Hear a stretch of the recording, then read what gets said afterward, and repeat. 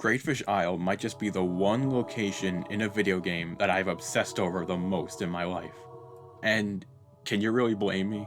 Wind Waker is pretty much the game that defined my childhood, so nostalgia for mysteries in a game I grew up with plays a big part. But even barring that, the fact that this island was built up as the third main area of the early game, keeping in line with previous Zelda games with a similar structure of 3 easier dungeons before the scope of the story and game becomes bigger, you would think that Wind Waker would follow suit, right? I mean, I can only imagine longtime fans automatically assume this would happen when playing this game for the first time over 20 years ago? Holy shit. Anyway, with 2 early game dungeons under our belt, we sail up to Greatfish in anticipation when... You maniac! You burned it up! Well, shit. What now? This entire island. Everyone who lived here. All gone. Oh, Quill. Can you tell us what happened to the island?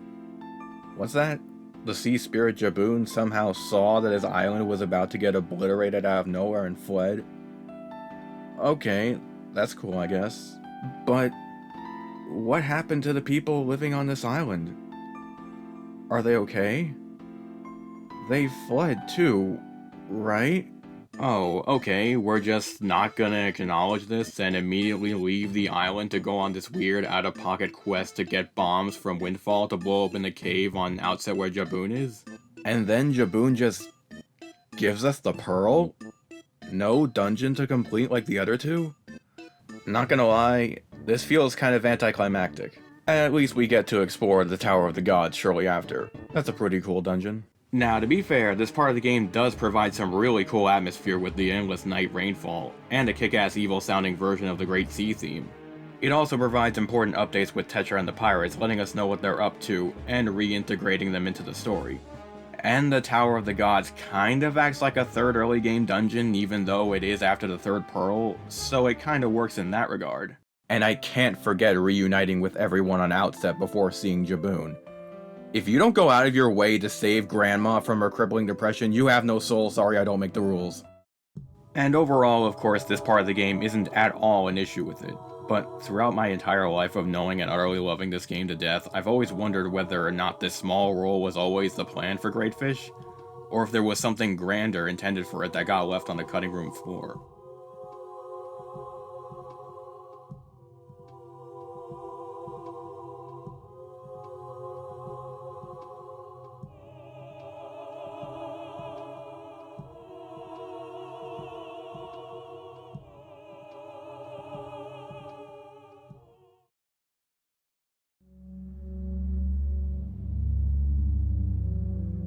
Now, it's no secret at this point that Wind Waker, as goated as it is, did not have the smoothest development cycle. With tight deadlines, so many cool ideas had to get tossed to the wayside, and probably the cut content that the most people know about nowadays are 2 entire dungeons that got scrapped.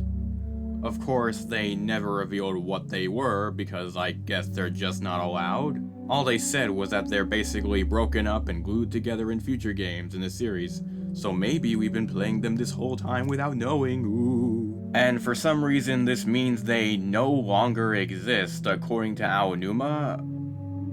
Okay. Anyway, guessing that Greatfish was once the location of a dungeon isn't anything new. Hell, it even predates Aonuma mentioning the 2 cut dungeons. But given that context, as well as what we can see in-game, there's a lot going for this idea. At first, Greatfish Isle being destroyed by Ganondorf doesn't seem too out of place, but the more I thought of the bigger picture, the more things didn't really add up. First off, how the hell did Ganondorf muster up the power to just wipe out an entire island out of the blue? If you remember, Ganondorf's not supposed to be at his full power until Link pulls the Master Sword and releases the seal on his potential, meaning all Ganondorf can seemingly do is send monsters from the Forsaken Fortress across the Great Sea. So this event doesn't really add up when you think about the story at large.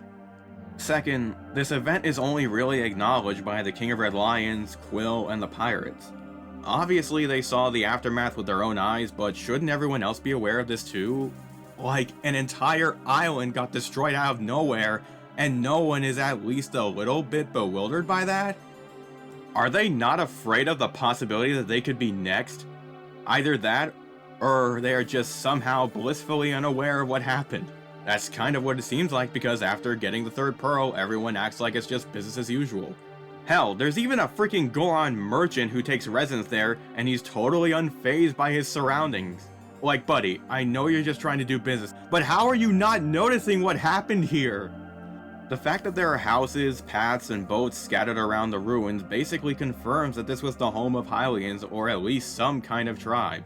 And yet there's never any mention of anyone living here aside from Jaboon? Like, come on, Quill, I know you're only here to tell me what to do next, but you have to at least know who lived here and what happened to them. Either the people fled the island prior to it being destroyed, maybe Jaboon told them about his vision or some shit, or even more morbidly, they all just f***ing died while their guardian spirit abandoned them. Like, holy shit. I mean, the fact that even Jaboon himself doesn't mention anyone else living on Greatfish or express any concern of their whereabouts doesn't really help his image. He just talks to the King of Red Lions about Link's destiny, gives them the pearl, then pieces out for the rest of the game. You can go into his cave afterwards, but he'll never come out of the water. Like, why? There's even the possibility that people on Outset and Windfall had friends or even relatives living on Greatfish, because Subel and Linda are friends despite living on opposite sides of the map. Hell, Greatfish is geographically a lot closer to Outset, meaning there may have been some communication or even a close relationship between the two communities. This lack of acknowledgement about what happened to Greatfish and what happened to the residents who lived there for the vast majority of the game, along with how out of pocket the whole sequence of getting Nehru's Pearl is, as well as the plot hole of Ganondorf being able to destroy the island despite not being at full power, make it seem pretty likely that some things from this part of the game were cut and reworked at the last minute. Either it was always planned to have Greatfish be destroyed, and there was going to be a more involved storyline about everyone's reactions to the event, but it got cut due to time constraints, or, as you probably guessed what I think is more likely, this wasn't the original plan. They had to replace what they originally had planned for Greatfish as its dungeon was being cut, but they also weren't able to flesh out this part of the game's story, leaving it in the awkward, isolated state it's in. It weirdly makes sense when you think about it this way. In the game as we know it, Greatfish is just this empty husk of what it once was, with only small remnants and hints of the life it was once home to. It's as if it wasn't just Ganondorf that laid waste to Greatfish, but also the developers, forced to abandon whatever ideas and concepts they had to get the game out in time.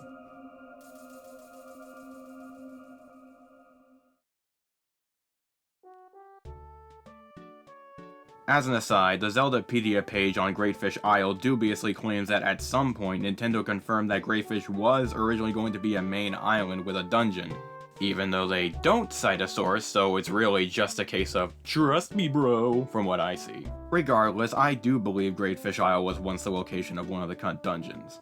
And everything we see in the game itself, from the weirdly isolated destruction of the island that is never brought up after the awkward quest to get Nehru's Pearl, to even some unused assets in the game's data related to Jaboon, all heavily suggest, or basically confirm in my eyes, what I and many others have speculated for years. As of writing, and even now recording this, Wind Waker HD is still not on Switch for whatever reason, even though it's right there just like all the other Wii U games they ported. Maybe it will come out on whatever the Switch 2 ends up being, I don't know. Either way, while I would of course be thrilled for a port of HD, giving me a reason to play Wind Waker again is always welcome, my biggest wet dream would be a port that also comes with the option to play a director's cut of Wind Waker that restores some of the lost content during development, giving us what could be the Wind Waker the developers always wanted to make without those damn deadlines getting in the way. Among the restored content would, of course, be the 2 cut dungeons, and, as I'm sure you can tell by now, I think one of them is pretty much guaranteed to be the dungeon originally intended to be on the non-destroyed Greatfish Isle that I fantasized about for most of my life. Now, of course, I know this won't happen, because Nintendo rarely gives the fans exactly what they want. I mean, just look at what they're doing with Mother 3, and I'm probably the only schmuck who came up with this wet dream, but come on, let a guy dream!